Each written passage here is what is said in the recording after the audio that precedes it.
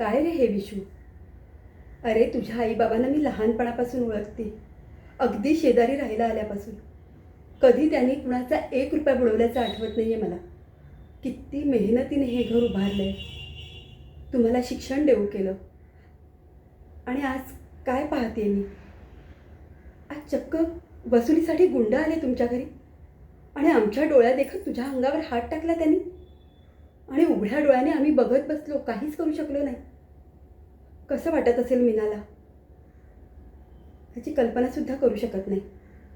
मला नेहमी तुझा अभिमान वाटायचा विशू.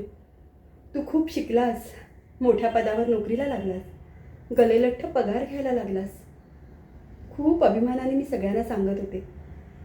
पण आज काय हे भलतंच पाहते. मला नेहमी वाईट वाटायचं. माझी मुलं माझ्यापासून दूर राहतात. तू इथे राहतोस, आईवडिलांची काळजी घेतोस, सेवा करतोस. पण आज हे सगळंच फोल ठरलं आहे. आता खरोखर असंच वाटायला लागलं आहे की जवळ राहून डोक्याला ताप असण्यापेक्षा माझी मुलं लांब असलेली तीच बरी. मीना, तुला काय वाटत असेल ह्याची जाणीव आहे मला.